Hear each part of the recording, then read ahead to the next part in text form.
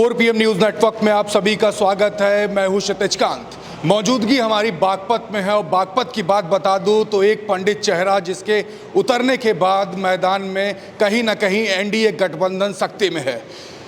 अब बागपत में बता दूं तो इंडिया गठबंधन से हमारे साथ पंडित अमरपाल शर्मा हैं इस समय मौजूद, जो कि समाजवादी पार्टी से प्रत्याशी। हम बात करेंगे उतरने के बाद तो काफ़ी सख्ते में है भारतीय जनता पार्टी का जो गठबंधन है आरएलडी के साथ। प्रत्याशी उतरे हुए मैदान में, सीट भले चौधरी चरण सिंह की हो, लेकिन एक जो लहर जो चली आ रही है उसके लिए तैयारी कैसी है? देखिए, हर प्रत्याशी अपनी तैयारी करता है। तैयारी के बारे में प्रत्याशी अपने समूह में जिक्र करता है, वो करता है।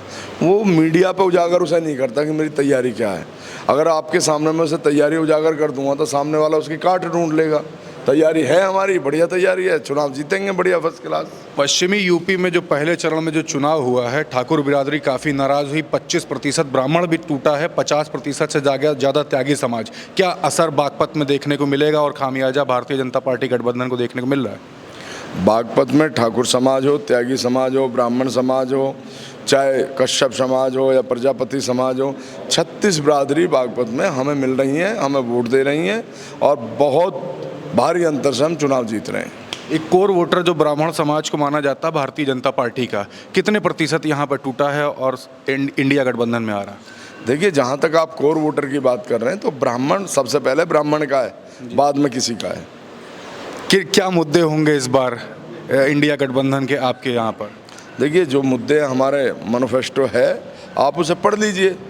हमारा यहाँ का मुद्दा है लोकल कि यहाँ विकास होना चाहिए। सारी बेल्टें सुधरी हैं लेकिन बागपत बेल्ट नहीं सुधरी है, यहाँ का विकास करेंगे। नेताजी, ये सीट तो पहले पुराने समय में बात की जाए तो चौधरी चरण सिंह की सीट मानी जाती रही है, लेकिन इस समय जब से बात हुई जयंत चौधरी की चवन्नी जब से पलटी है तो काफ़ी सारी नाराज़गी हुई है लोगों में। और लोकदल की बात की जाए तो लोकदल का गठबंधन आपके साथ में है, तो क्या उसको लेकर के क्या कंट्रोवर्शियल जो बातें होती, क्या उसका फेवर मिल रहा है अभी आपको? देखिए, आपका क्वेश्चन ही गलत था। मेरे साथ लोकदल का गठबंधन नहीं है। आपने राष्ट्रीय लोकदल और लोकदल में फ़र्क है। लोकदल आपके साथ में, इंडिया गठबंधन में। हाँ, आप राष्ट्रीय लोकदल समझ बैठे। हाँ, मेरा ये सिर्फ कहना है आपसे कि हमें फ़ायदा मिल रहा है चारों तरफ से, क्योंकि विचारधारा से जब आदमी कोई समझौता कर लेता है तो वो फिर जनता उसको नकार देती है। और यहाँ वही हुआ, अपनी कुर्सी के लिए विचारधारा से समझौता किया गया है, तो वो गलत है। चुनने के बाद सबसे पहले काम क्या करने वाले क्षेत्र में? क्षेत्र में जो किसानों की समस्याएं हैं, किसानों की पर्ची नहीं मिलती है, फिर उनकी पेमेंट नहीं होती है, यहाँ एजुकेशन हब नहीं है, मेडिकल हब नहीं है, वो सब पे काम करेंगे। बूथ स्तर की तैयारी क्या है? क्योंकि अभी पहले चरण का जब चुनाव हो रहा था तो कई बूथों पर भारतीय जनता पार्टी के लोगों ने शिकायत आई है कि बूथ कैप्चरिंग की भी कोशिश की है और कई जगह ईवीएम की मशीनें भी नहीं वर्क की। ये सब चीज़ें मैंने चुनाव आयोग के लिखित में दी हैं।